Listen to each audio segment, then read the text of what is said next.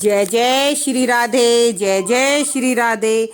भक्तजनों, कल हमने आपको कालिया नथन के बारे में बताया था कि परमात्मा ने कैसे कालिया नाग को नथन किया। आज हम आपको बताएंगे प्रलभ वध गोपियों के वस्त्र हरण की कथा। भक्तजनों, मैं अपनी वीडियो में आपको विस्तार पूर्वक इसलिए भगवत कथा बता रही हूँ ताकि हमें इसका पूर्ण ज्ञान हो, क्योंकि मैं इसमें हर छोटी से छोटी बात, हर छोटे से छोटे बात बता रही हूँ ताकि आपको इसका मूल रूप से ज्ञान प्राप्त हो।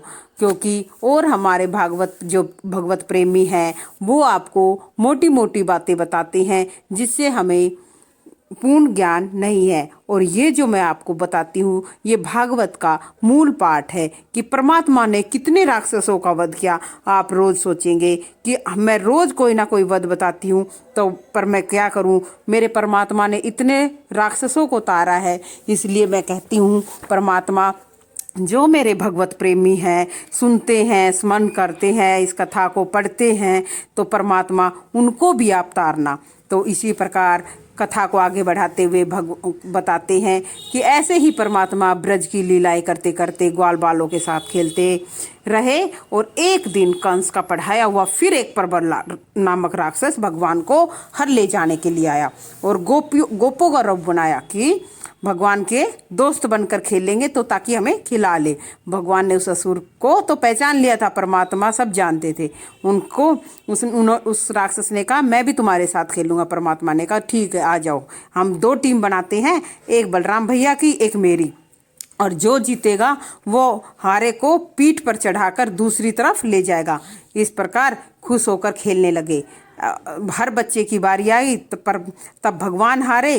तब भगवान ने सुदामा को अपनी पीठ पर चढ़ाया और परबासुर ने बलराम भैया को चढ़ाया और कुछ दूर ले गए। तब असुर को पर्वत समान बलराम जी का बोझ सहन नहीं हुआ, तब क्योंकि बलराम जी ने अपना वजन ज़्यादा कर लिया। तब उसका बल घट गया और वो तुरंत अपनी राक्षसी स्वरूप में आ गया। वह देखने में महाविकराल था। तब बलराम जी और राक्षस का युद्ध हुआ। तब बलराम जी ने एक मुक्का मारा जिससे दैत्य का सिर ककड़ी के समान खिल गया, दांत टूट गए, मुख से रुधिर बहने लगा और उसके प्राण पखेरु उड़ गए। इस तरह बलराम जी ने प्रलभ दैत्य का वध किया और सभी ब्रजवासियों को आनंदित किया। बोलो बलराम भैया की जय हो। तो इस प्रकार प्रभु अपना वो खेलते गोपों के साथ फिर दावाग्नि से पशु और गोप बालकों को बचाया। एक दिन वन में सब गोप खेलने में व्यस्त थे। तब गैया अपनी इच्छा के अनुसार हरी घास चरती और महाघोर मंजू वन में चली गई। वहाँ वन में चारों ओर भयंकर आग लगी हुई थी।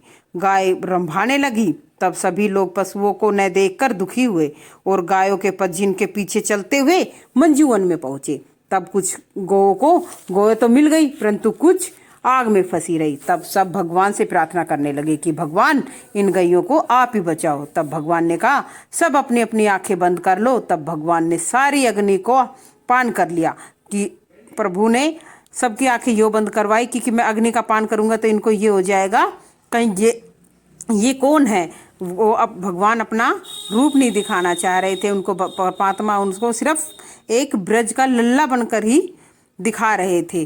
तो इस प्रकार परमात्मा ने सारी अग्नि का पान किया और गौओं को सुरक्षित बचा लिया। यह प्रभु ने दूसरी बार अग्नि का पान किया था।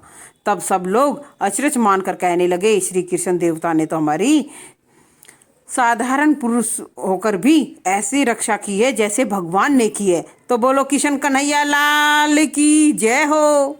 तो और आगे बढ़ते हैं भक्तजनों, गोपियों के वस्त्र हरण की कथा बताते हैं। मार्गशीर्ष मास में नंद जी के ब्रज में सब गोप कन्हैया मूंग भात खाकर और देवी का व्रत करके त्यागनी देवी का व्रत करके पूजन करने लगी।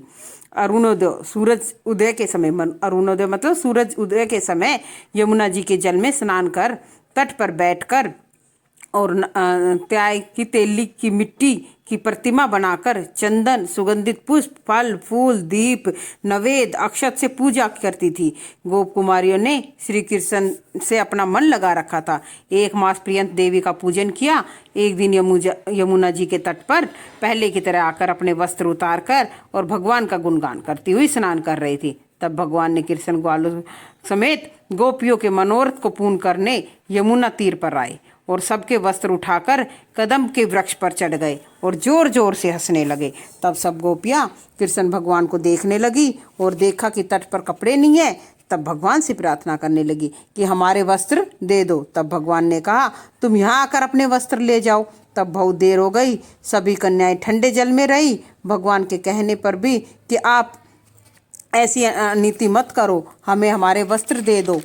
और हम सब ठंडे जल में ठिठुर रही हैं। कहा कि हम सब आपकी दासी हैं, जो आप कहेंगे हम वही करेंगे। तब भगवान, वहाँ आओ और वस्त्र ले जाओ। भगवान ने कहा, यहाँ आओ और वस्त्र ले जाओ। सभी कन्याओं को वस्त्र दे दिए और मुस्कुराकर वहाँ से चले गए कि तुम सब ने व्रत धारण करके नग्न हो यमुना में स्नान किया है, इससे वरुण देवता का अपराध हुआ है। तो भक्तजनों, हम आपको बताते हैं, कभी भी हमें नग्न होकर स्नान नहीं करना चाहिए, जिससे जल देवता रुष्ट होते हैं। इसलिए भक्तजनों, नहाते समय शरीर पर कोई ना कोई वस्त्र जरूर होना चाहिए। परमात्मा ने यही सब बताने के लिए कि गोपियों से के वस्त्र चुराए थे कि तुम यमुना जी में नग्न स्नान कर रही हो और जल के देवता जो हैं वो तुम्हें देख रहे हैं। इस प्रकार तब सब बालाएं भगवान का वचन सुनकर अपने व्रत को खंडित हुआ जानकर उस व्रत को पूर्ण करने के अर्थ सब कामों के फल स्वरूप भगवान को नमस्कार किया। तब भगवान ने जान लिया, तुमने हमारे निमित्त व्रत किया है, मैं तुम्हारी पूजा से प्रसन्न हूँ। अब तुम्हारी जो मेरे साथ रास करने की इच्छा है वो आने वाली शरद ऋतु की रात्रि में पूर्ण करूँगी। हर गोपी चाहती थी हम कन्हैया के साथ रास रचे, हम कन्हैया के साथ रास रचे। तो परमात्मा ने कहा, तुमने जो ये 1 महीने का व्रत किया है इससे मैं प्रसन्न हूँ, और अब तुम्हारी जो ये इच्छा है इसको मैं अवश्य पूर्ण करूँगा शरद ऋतु में।